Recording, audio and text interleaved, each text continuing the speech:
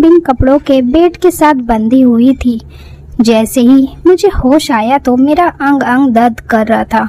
दर्द से पूरा जिस्म टूटने लगा था। मेरी ऐसी हालत देखकर मैं एकदम से चिल्लाने लगी। मैं तो एक अच्छे किरदार की लड़की थी, सादगी में रहने वाली लड़की थी। मेरे सामने दिवेश बैठा हुआ था, जिसे देखकर मैं और ज्यादा चीखने लगी। वह मेरे अंग अंग को देख चुका था, वह मेरी इज्जत के साथ खेल चुका था। वह वहाँ सोफे पर बैठे हुए सिगरेट का धुआं उड़ा रहा था। वह उठकर मेरे करीब आया और सिगरेट मेरे सीने पर मसलने लगा, जहाँ पर जलने की एक लकीर बन चुकी थी। देखो, तुम मेरे सामने क्यों ऐसे बिन कपड़ों के पड़ी हुई हो? तुम्हारा पूरा जिस्म बिना कपड़ों के मैं देख चुका हूँ। अब छुपाओ मेरी नजरों से अपने जिस्म को। तुम्हारी बेहोशी में मैंने तुम्हारी इज्जत लूटी है। अब चलो, तुम तैयार हो जाओ। अब तुम्हें पूरे होश हवास में बर्बाद करूंगा। तुम्हारे पूरे जिस्म को मैंने अपनी आंखों में बिठा लिया है। यह देखकर दिवेश फिर से मेरे जिस्म पर लिपट गया। यह उस टाइम की बात है। मैं उस वक्त अपनी हालत पर बैठे आंसू बहा रही थी, बार बार रोए जा रही थी। आज तो मैं पूरी की पूरी बर्बाद हो चुकी थी। मेरा इस दुनिया में कोई नहीं था। मैं बिल्कुल अकेली हो गई थी। एक माँ थी, आज वह भी मुझसे दूर हो गई थी। अब तो मेरी आंखों में आंसू के सिवा कुछ भी नहीं बचा था। मैं बिल्कुल इस दुनिया में तन्हा होकर रह गई थी। मेरे आगे पीछे कोई नहीं था। मैं आज तक अपने रिश्तेदार को भी नहीं देखा था, नाना नानी, दादा दादी। क्योंकि मेरे मम्मी पापा ने अपने घर से भागकर शादी की थी और अपना जीवन बिता रहे थे। अब बस मेरी आंखों में वीरानी छाई हुई थी। वापस पलटकर घर जाने का जी नहीं कर रहा था। शमशान में बैठकर अपनी माँ को अग्नि में जलते देखा। मेरा दिल मजबूत हुआ था। या तो भगवान की तरफ से था, यही सृष्टि की लीला है। एक दिन तो सबको ही जाना है। आत्मा मेरी बहुत दुखी हो गई थी। मन तो कर रहा था माँ के साथ मैं भी चीता पर लेट जाऊं। आज तीसरा दिन हो चुका था, लेकिन मैं यहीं पर बैठी रही। आज मैंने हिम्मत कर ही ली। अपने आंखों में आंसू साफ किए और दिल ही दिल में कहे जा रही थी कि इस दुनिया में लड़ना है, मुझे बहादुर बनकर दिखाना है। अब मेरा सहारा इस दुनिया में कोई नहीं है। मेरी माँ मुझसे दूर हो गई है। मेरे सर से ममता का साया उठ चुका था। मुझे अकेले ही सबसे मुकाबला करना होगा। मुझे हिम्मत करनी होगी। यह कहते हुए मैंने अपने आंखों के आंसू साफ किया और वापस वहाँ अपने घर आ गई। मेरा घर भी बिल्कुल अकेला पड़ा हुआ था। मुझे खाने को दौड़ रहा था। अब मुझे उन सब से नहीं डरना था। मैंने अपना मोबाइल उठाया, उसमें न्यूज़ देखने लगी ताकि मुझे कोई जॉब मिल सके। फिर मैंने अखबार उठाकर देखा तो उसमें मुझे एक नंबर मिला। वहाँ पर एक नौकरी की तालिका दी हुई थी। नंबर मिलाते ही मैंने सोच लिया था कि मैं कल ही इंटरव्यू देने के लिए वहां जाऊंगी। अलमारी खोलकर मैं अपने सभी डॉक्यूमेंट्स इकट्ठा करने लगी। मेरी आंखों में से बार बार आंसू बह रहे थे। मैं उसे बार बार साफ करती। मैं आज आंसू साफ कर देना चाहती थी क्योंकि दोबारा मुझे नहीं रोना था। मेरी आंखों में से आंसू नहीं निकलने चाहिए थे क्योंकि मैं कमज़ोर बनना नहीं चाहती थी। एक गहरी सांस लेकर मैंने अपने आंखों के आंसू साफ किए और अगले दिन नौकरी की तलाश के लिए घर से निकल चुकी थी। मेरी इंग्लिश बहुत अच्छी थी। मैं एक पूजा पाठ वाली धार्मिक लड़की थी। मैं बहुत संस्कारी थी। अपने कपड़ों को बहुत ज़्यादा ध्यान देती थी। मैं अपना चेहरा छुपा लिया था। बस मजबूरी की वजह से मुझे घर से निकलना पड़ा था क्योंकि इस भरी दुनिया में बिल्कुल अकेली हो चुकी थी। मेरी माँ मुझसे दूर हो चुकी थी। मेरा इस दुनिया में अब कोई नहीं था, ना भाई, ना बाप, ना बहन, ना कोई रिश्तेदार। सभी मुझसे दूर हो गए थे। मैं बस इस दुनिया में बिल्कुल अकेली रह गई थी। अब मुझे जिंदा रहने के लिए कुछ तो करना ही था। खाना पीना और मेरी ज़रूरत थी जो मुझे नौकरी करके ही पूरी करनी थी। इसलिए मुझे नौकरी की बहुत ज़रूरत थी। आज मुझे मेरी माँ का एहसास बड़ी ज़ोरों से हो रहा था क्योंकि उन्होंने मुझे पढ़ाया लिखाया था। मैं ऑफिस के बेंच पर बैठकर वहाँ के बॉस का इंतज़ार कर रही थी। दिवेश जैसे ही वहाँ दाखिल हुआ उसकी नज़रें मुझ पर पड़ी और जैसे ही उसने मुझे देखा तो उसके कदम वहीं पर जम गए। वह अपना चश्मा उतारकर बड़ी गौर से मुझे देख रहा था। सर से पैर तक अजीब नजरों से मुझे घूर रहा था। उसे पर्दे वाली लड़कियां उसके आसपास कहीं दूर दूर तक नहीं भटकती थी और ना ही कभी ऐसी लड़की इंटरव्यू के लिए उसके ऑफिस में आई थी। मगर दिवेश का दिल उस लड़की को देखकर अजीब तरीके से धड़क रहा था। मेरी खूबसूरत सी आंखों को देखकर उसका दिल एकदम से रुक गया था। फिर वह मुस्कुराते हुए मुझसे कहने लगा, मिस, आप यहाँ किस काम से आई हो? उसने मुझसे बड़ी गंभीरता से पूछा था। अपने अखबार में इश्तिहार दिया था ना जॉब के लिए, इसलिए मैं यहाँ पर आई हूँ इंटरव्यू देने के लिए। मैं उससे इस तरह नरमी से बोली थी कि वह मेरी बातों को सुनकर हंस पड़ा था। हंसते हुए कहने लगा, शायद आपने बहुत देर से यह अखबार पढ़ा है। जॉब के लिए तो हमने सिलेक्ट भी कर लिया है और यह तो 2-3 दिन पहले की बात है। अब मुझे अंदाजा हुआ था कि मैंने कोई गलत अखबार देख लिया था। जब मैं यहाँ से उठकर जाने लगी तो उसने मुझे रोक लिया और कहा, आपके लिए मेरे पास एक जॉब है, क्या आप उसके लिए इंटरव्यू दे सकती हैं? मैंने हाँ में सर हिलाया तो उसने कहा, मेरे केबिन में आ जाओ। यह कहकर वह चला गया। मैं भी उसके पीछे पीछे ऑफिस के अंदर दाखिल हो गई। दिवेश बार बार मुझे देखे जा रहा था, मेरी आंखों को बड़े गौर से देख रहा था। मेरी खूबसूरत हुस्न आंखें किसी को भी कातिल कर सकती थी और मैं हमेशा अपनी आंखें झुका कर रखती थी। मुझे पता था मेरी आंखें बहुत खूबसूरत होने के साथ साथ मेरी आंखों में एक कशिश भी छुपी हुई थी जो किसी को भी अपना दीवाना कर सकता था।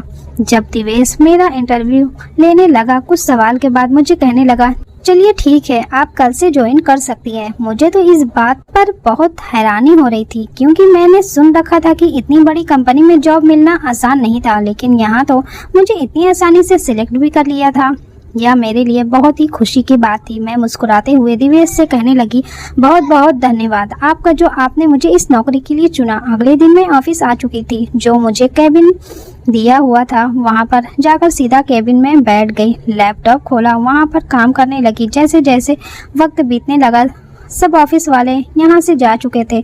मुझे इस बात पर हैरानी हो रही थी कि बॉस ने तो मुझसे कहा था कि शाम 5 बजे तक छुट्टी होती है, मगर यहाँ तो सभी लोग इतनी जल्दी जा चुके थे। लेकिन क्यों इतनी जल्दी जा रहे थे?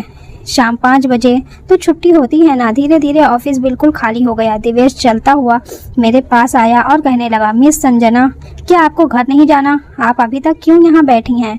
दिवेश की बात सुनकर मुझे हैरानी हुई थी। क्या मतलब है कि मैं यहाँ पर बैठी हूँ? आपने तो कहा था कि शाम 5 बजे छुट्टी होती है। तभी वह माफी मांगते हुए दिवेश कहने लगा, शायद मुझसे गलती हो गई है, शाम 5 बजे नहीं 3 बजे ऑफ होती है। कोई बात नहीं, हम साथ में खाना खा सकते हैं। उसने जैसे ही मुझे खाने की ऑफर की तो मैं घबराते हुए एकदम से ना में सिर हिलाने लगी। मैंने नोट किया है कि आप दोपहर का खाना भी वापस भिजवा दिया था। मैंने कहा, मुझे नहीं खाना। कोई बात नहीं, आपकी मर्जी। और मैं जल्दी से अपना बैग उठाते हुए बाहर चली गई।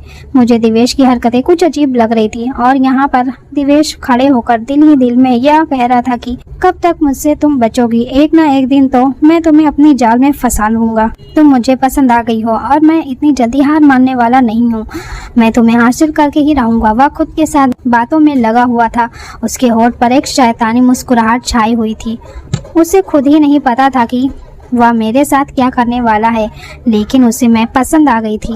अगर दिवेश शर्मा को कोई लड़की पसंद आ गई तो वह उसे हासिल करके ही दम लेगा, चाहे उसे जैसे भी हासिल करना पड़े। अब मैं रोज ऑफिस जाने लगी थी। अब दिवेश को अंदाजा हो चुका था कि मैं बहुत सख्त मिजाज की लड़की हूँ, काम के अलावा किसी तरह की बातों को पसंद नहीं करती। और इस बात को लेकर सभी ऑफिस वाले हैरान थे क्योंकि दिवेश ने अपने ऑफिस किसी लड़की को भी सूट सलवार पहनने की परमिशन नहीं दी थी। तो फिर वह कैसे सूट सलवार और पर्दे में रहने वाली लड़की को यहाँ नौकरी के लिए रख सकता है? यह सवाल यहाँ के वर्कर के मन में चल रहा था। मेरे साथ दिवेश का व्यवहार भी बिल्कुल नरम था, मगर उसकी निगाहों में एक अजीब सी बेचैनी थी जो दिन ब दिन बढ़ती जा रही थी। वह मेरे करीब आता और मैं चुप खड़ा रहती थी। कभी फाइल हाथ में लेते हुए उंगलियां छू जाती थी तो नर्वस हो जाती थी, मगर उससे कुछ कहती नहीं। ना वह बदतमीजी करता, वह एक दूरी बनाए रहता था। बस वह कुछ ऐसे तरीके से छू जाता कि मैं कांप कर रह जाती थी, मगर मैं उससे कुछ भी कह नहीं सकती थी। हर दिन मुझे ऐसा महसूस होता कि मेरे दिल में एक डर पैदा करने लगा है। एक दिन दिवेश मुझसे कहने लगा, संजना, आपको ऑफिस में मैं छुट्टी के बाद थोड़ी देर के लिए यहाँ रुकना होगा, मुझे तुमसे कुछ बात करनी है। मैं दिवेश के मुंह से यह बात सुनकर थोड़ी परेशान हुई थी। क्या मतलब सर? अगर आपको कोई काम है तो आप मुझे अभी बता दीजिए, मैं कर देती हूँ। देखिए, मैं अभी आपको नहीं बता सकता, वह कुछ जरूरी काम है, मैं आपको अभी नहीं बता सकता, लेकिन मैं बाद में बता दूंगा। आपको ज्यादा परेशान होने की जरूरत नहीं है। मैं दिवेश की बात सुनकर हाँ में सर हिलाने लगी और कहने लगी, ठीक है सर, जैसा आप कहें। यह कहकर मैं चुप हो गई थी। वक्त यूं ही बीतने लगा और शाम हो गई थी और सब ऑफिस के लोग भी जा चुके थे। मैं अभी तक यूं ही बैठी दिवेश के बुलाने का इंतजार कर रही थी, मगर दिवेश ने काफी देर बाद मुझे अपने कैबिन में बुलाया था। जैसे ही मैं उसके कैबिन के अंदर दाखिल हुई थी, वह मेरे करीब आया और मेरे करीब आकर कैबिन का दरवाजा बंद करने लगा। उसके इस तरह दरवाजा बंद करने पर मेरा पूरा जिस्म कांप उठा था, मेरा रंग बिल्कुल उड़ा था। मैं घबराते हुए उससे कहने लगी, सर आप यहाँ क्या कर रहे हैं? मगर दिवेश ने मुझे कुछ नहीं कहा, बस वह मेरे करीब आया और मेरे दुपट्टे को छूने की कोशिश करने लगा था। मैं एक झटके से उससे पीछे होने लगी। मेरी आंखों में आंसू छलके, दिल का तूफान जोर से धड़कने लगा। मैंने बिना कुछ सोचे समझे दिवेश के मुंह पर तमाचा मार दिया और दूर हट गई। या आप क्या कर रहे हैं मेरे साथ? मुझे यह नौकरी नहीं चाहिए, मैं नहीं करना चाहती यहाँ पर काम। आप जैसे घटिया इंसान के साथ मैं कभी भी काम नहीं कर सकती। यह कहकर वह वहाँ से जाने लगी थी। तभी झटके से दिवेश ने मेरे बाजू को पकड़ लिया और कहा, कहाँ जा रही हो मुझे छोड़कर? मैं आपको एहसास दिलाना चाहता हूँ कि मैं आपको पसंद करता हूँ और मैं आपसे मोहब्बत करने लगा हूँ। वह कुछ मोहब्बत भरे अंदाज में बोल रहा था, लेकिन मैंने तभी चीख कर कहा, मैं आपसे नफरत करती हूँ। मैं दोबारा आपके पास आना भी नहीं चाहूंगी। मैं थूकती हूँ आपकी जॉब पर, आपके मुंह पर। आप जैसे घटिया इंसान के साथ मैं एक पल भी नहीं रह सकती। मुझे ऐसी वैसी लड़की मत समझना जो अपनी इज्जत बेचकर अपना काम करती है। मैं गुस्से से चिल्लाते हुए बोली थी। यह कहते ही मेरी आंखों से आंसू रोकने का नाम नहीं ले रहे थे। सड़क पर तेज कदम उठाती चलती हुई मैं जा रही थी। अपनी आंखों से बहते आंसुओं को कंट्रोल करने लगी। मुझे लगता था कि शायद मेरा यह वहम है, दिवेश ऐसी हरकतें मेरे साथ नहीं करता। मगर दिवेश ने आज पूरा प्रूफ दे दिया था कि वह एक नंबर का घटिया इंसान है, जैसे मैं उसके बारे में सोचती थी। मैं अपना वहम समझती थी, लेकिन आज उसने मुझे यकीन दिलाया था कि वह ऐसा ही घटिया इंसान है। फिर मैं अपने घर पहुंचकर फूट फूट कर रोने लगी। अपने हाथों के प्यालों में अपना चेहरा छुपाकर बहुत रो रही थी और रोती रोती चीख कर कहने लगी, क्यों माँ, क्यों मुझे इस दुनिया में बिल्कुल अकेला छोड़कर चली गई हो? मेरा इस दुनिया में कौन है आपके सिवा? कोई भी तो नहीं था। फिर क्यों मुझे बिल्कुल अकेला छोड़कर चली गई? क्या आपको मेरा रत्ती भर भी एहसास नहीं था? मैं कैसे इस बेरहम दुनिया के साथ जीऊंगी? मैं कैसे इन दरिंदों के साथ लड़ूंगी? मैं अपने आप को कैसे मजबूत करके दिखाऊंगी? मेरा इस दुनिया में तो कोई नहीं है जो मुझे हिम्मत दे सके। यह कहते हुए मैं रो रही थी। मुझे संभालने वाला भी कोई नहीं था। जब मैं बहुत छोटी थी, मेरे बचपन में ही मेरे पापा की मृत्यु हो गई थी। मैंने बचपन से ही मेरे रिश्तेदारों को नहीं देखा था, ना ही मैंने दादा दादी को देखा और ना ही नाना नानी को। कोई भी नहीं था। मैं अपने माँ बाप की इकलौती औलाद थी। मेरे पापा की मृत्यु के बाद मैंने अपनी माँ के साथ बड़ी मुश्किल टाइम को देखा था, मगर भगवान के सिवा उसने किसी को भी पुकारा नहीं था। मैं जल्दी से अपने आंसू साफ करने लगी और खुद ही अपने आप को कहने लगी कि मैं बहादुर हूँ, मुझे कमजोर नहीं बनना। दरिंदों के सामने मुझे हिम्मत करके दिखानी होगी। मुझे इन सब से लड़ना होगा। मैं क्यों कमजोर पड़ूं उनके सामने? यही अपने आप को समझाते हुए मैंने एक गहरी सांस ली। मैंने अब फैसला कर लिया था कि मुझे हिम्मत करनी है। अगले दिन फिर से सुबह अपनी फाइल उठाई और इंटरव्यू देने के लिए जा रही थी। सारा दिन जगह जगह पर इंटरव्यू देने के बाद मुझे कोई भी जॉब नहीं मिली और मैं अच्छी तरह से जानती थी कि मुझे इतनी आसानी से कोई भी नौकरी नहीं मिलेगी, क्योंकि यह नौकरियां भी सिफारिश वालों को ही मिलता है। वैसे किसी को भी नौकरी नहीं मिलती। बाकी टाइम के बाद शाम हो चुकी थी। अब यूं ही वक्त बीता जा रहा था। शाम से रात हो गई और सड़क पर यूं ही पैदल चलती जा रही थी। आसपास कोई टैक्सी भी नहीं मिल रही थी। पैदल चलते चलते अचानक मुझे महसूस हुआ कि कोई गाड़ी मेरे आसपास रुकी है। मेरे पास एक गाड़ी आकर रुकी। दरवाज़ा खुला और मैंने एकदम से अपना दुपट्टा ठीक किया। मेरे सामने एक मास्क पहना लड़का मेरी तरफ देख रहा था। न जाने कौन था, मगर उसके बाद किसी ने मेरे चेहरे पर रुमाल रखा, जिससे मैं बेहोश हो गई। मुझे कोई होश नहीं था। मैं नहीं जानती थी कि मुझे कहाँ ले जाया गया। मेरे कमरे में बिल्कुल अंधेरा था। सिर्फ एक मध्यम सी लाइट जल रही थी।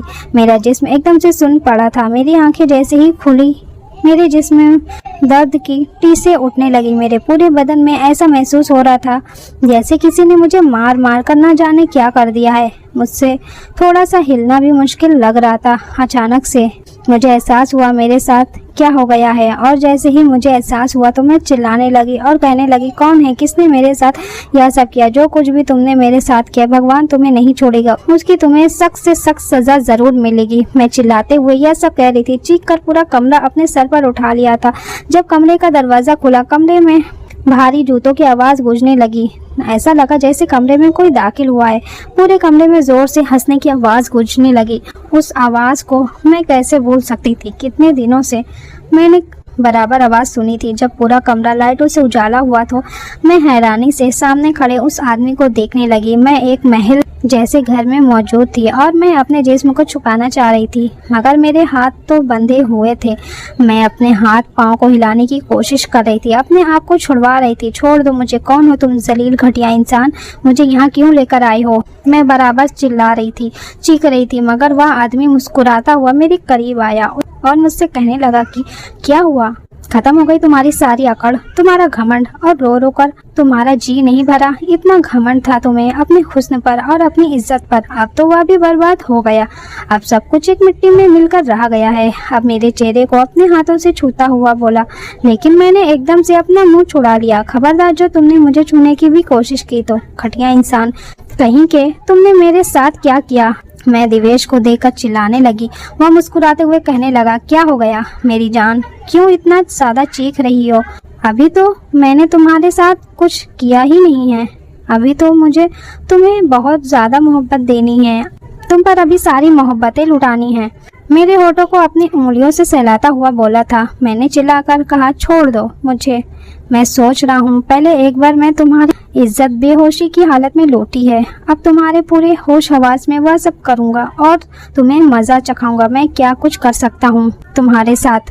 तुमने मुझे ठुकराया था और तुमने मुझे थप्पड़ मारा था। तुम्हें नहीं पता था उस दिन ऑफिस में तुमसे क्या कहने वाला था। जैसा तुम्हारा घमंड से भरा दिमाग था, मैं वैसा कुछ भी नहीं करता, लेकिन तुमने मुझे थप्पड़ मार दिया और मेरे घमंड को ठेस पहुंचाई, जिसका बदला तो मैं अब तुमसे ले चुका हूँ मेरी जान। अब मैं तुमसे शादी करूंगा क्योंकि मुझे तुम बहुत पसंद आई हो। तुम सच में एकदम अनछुई लड़की थी। मुझे बहुत टाइम लगा तुम्हें बर्बाद करने में। अब तो मैं तुम्हें किसी और का होता नहीं देख सकता। अब तुम्हें मुझसे किसी भी हाल में शादी करनी ही पड़ेगी। तुम सच में एक अच्छी किरदार की लड़की हो और ऐसी लड़कियां बड़ी किस्मत से मिलती है।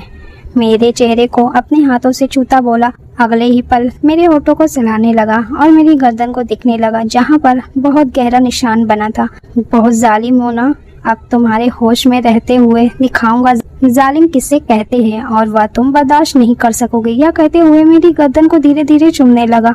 दिवेश का हाथ मेरे जिस्म पर रेंग रहे थे। उसकी ऐसी हरकत पर मेरे तन बदन में आग लग रही थी। मैं अपने आप को छुड़ाने की बहुत कोशिश की, उसके हाथों को झटकने की कोशिश कर रही थी। उसका हाथ ऐसा लग रहा था जैसे मुझे किसी ने खोलती हुई आग में फेंक दिया हो। छोड़ दो मुझे, हाथ मत लगाओ मुझे प्लीज, घटिया इंसान, तुम एक अजनबी हो।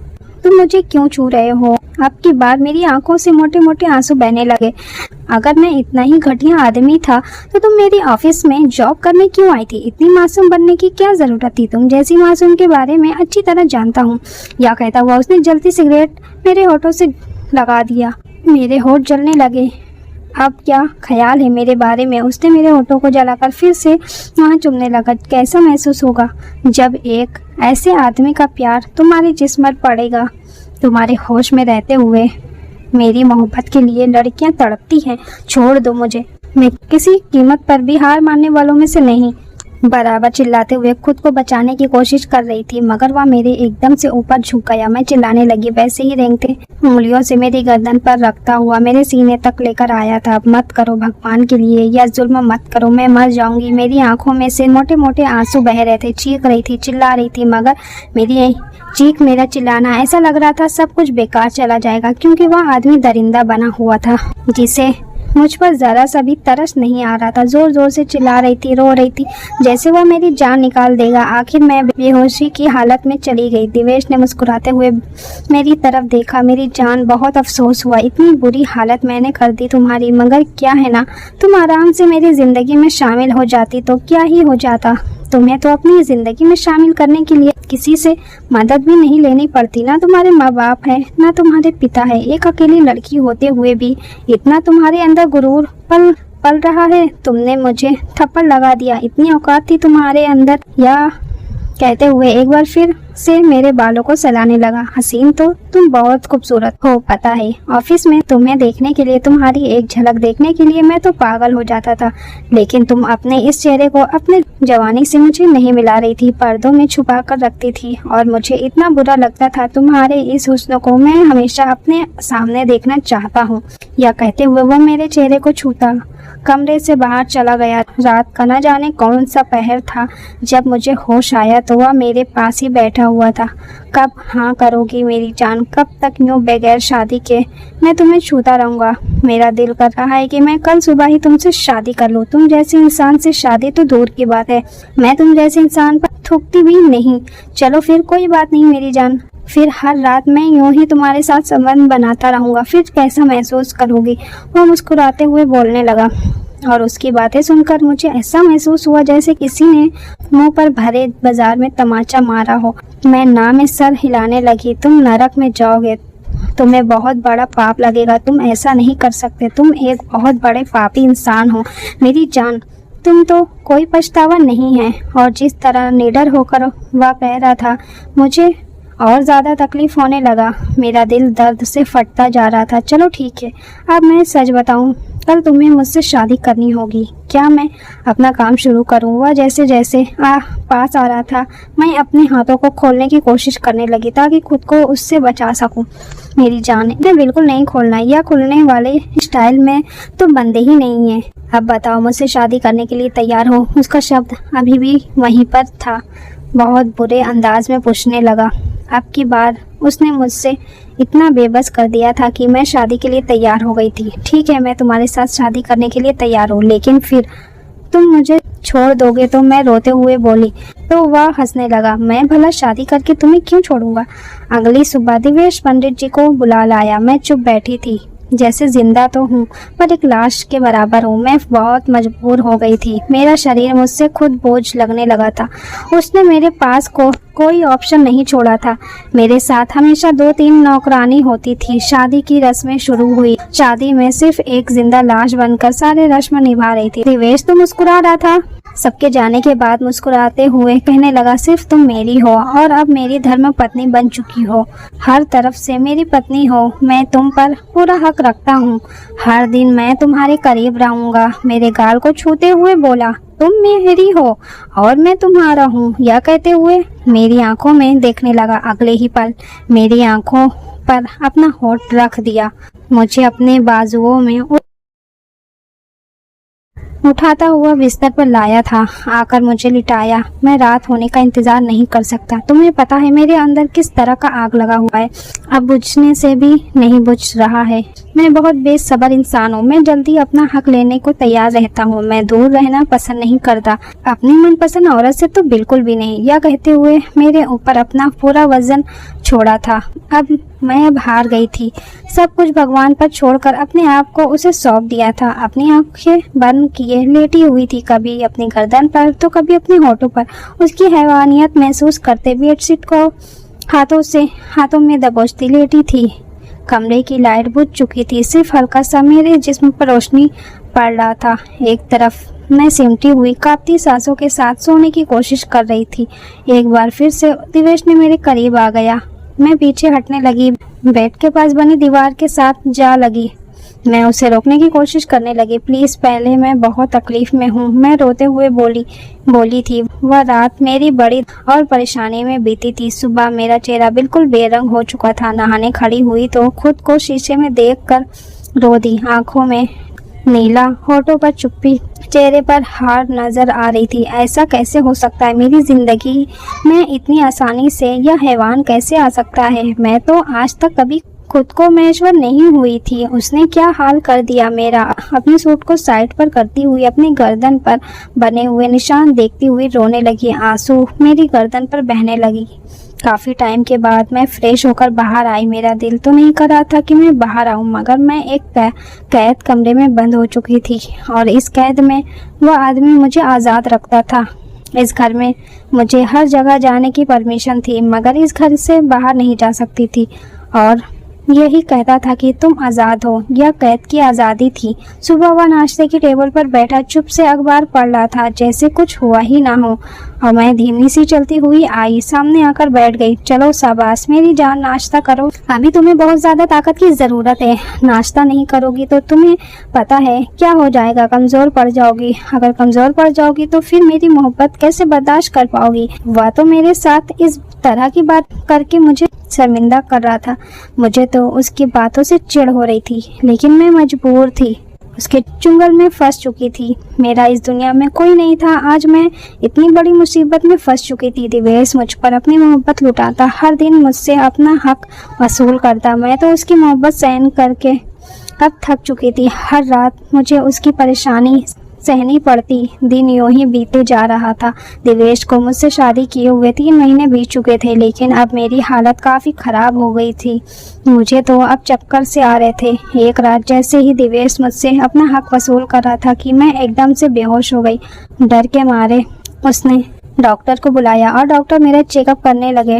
डॉक्टर ने दिवेश को कहा, मुबारक हो, आपकी पत्नी मां बनने वाली है। दिवेश यह खबर सुनकर खुशी के मारे झूम उठा और जैसे ही मुझे होश आया तो उसने मुझे अपने गले से लगा लिया और कहा, मैं आज बहुत खुश हूँ संजना, तुम मेरे बच्चे की माँ बनने वाली हो। लेकिन मैंने सुना था कि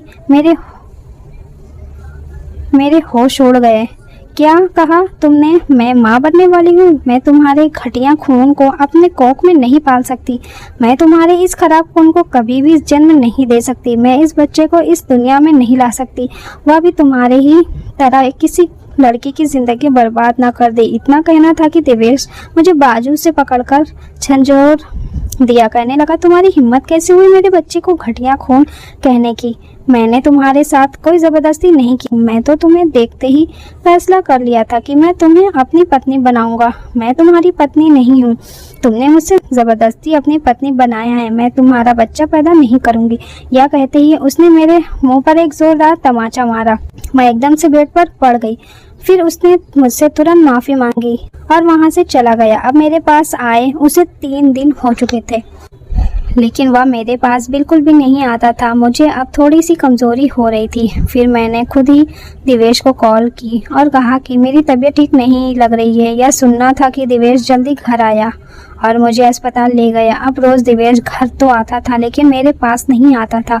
एक साथ खाना खाता था, मेरा बहुत ध्यान रखता था, मेरी हर जांच, मेरा हर काम सबसे पहले करता था। इसी तरह 6 महीने बीत गए। मेरे बच्चे के लिए उसने बहुत सारी शॉपिंग की थी। उस दिन मैं फिर से उसे कॉल किया।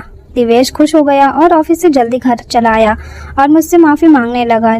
अब मैंने भी कोई जवाब नहीं दिया और आज पूरे हक के साथ उसके गले लग गई थी। मैं मानती हूँ दिवेश ने मेरे साथ बहुत गलत किया था, लेकिन वह दिल का बहुत अच्छा है। इसलिए अब मैंने भी फैसला कर लिया था कि मैं अब उसके साथ अपनी खुशहाल जिंदगी बिताऊंगी। अब हम दोनों खुशी खुशी जिंदगी बिता रहे थे और भगवान ने एक चांद सी बेटी से मेरा कोख भर दिया था। मैं कुछ भी जुबान से निकालती तो दिवेश तुरंत पूरा कर देता था। उसने अपने किए की बहुत बार मुझसे माफ़ी मांगी थी, मैंने भी उसे माफ़ कर दिया था। मेरी बेटी पैदा होने के 2 महीने बाद मेरी मर्जी से वह मेरे करीब आया था। मैंने भी उसको अपना सब कुछ सौंप दिया था। आज हमारी सच में सुहागरात थी और पहली बार दिवेश के साथ उसके प्यार में बेहाल होकर उसका साथ दे रही थी। वह घड़ी घड़ी मुझसे पूछता था कि तुम ठीक हो। मुझे बिल्कुल फूलों की तरह टच कर रहा था। उसके चुंबन से और उसके हाथों से स्पर्श से मैं खुद बेहाल हो गई थी। आज मुझे उसके साथ यह सब करके बहुत सुकून मिल रहा था। आज हम एक जिस्म 2 जान थे। दिवेश तो मेरे साथ यह सब जबरदस्ती कितनी बार कर चुका था, लेकिन आज दिवेश भी मुझे पाकर बहुत खुश था। चाहे दुनिया कुछ भी कहे, लेकिन प्यार तो दोनों तरफ से ही होना बहुत ज़रूरी है। संजना, मैं तुमसे ज़बरदस्ती करके बहुत गलत किया। कोई लड़की ऐसा कभी नहीं चाहेगी, लेकिन संजना मुझे अपने दिल से माफ़ कर देना। मैं बुरा इंसान नहीं हूँ, सिर्फ तुम्हें पाना चाहता था। मेरा आप लोगों से सवाल है, क्या संजना ने मुझे माफ़ करके अच्छा किया या गलत? मैं बहुत शर्मिंदा हूँ। और मेरी वीडियो आप लोगों को वीडियो कैसी लगी? वीडियो को लाइक और हमारे चैनल को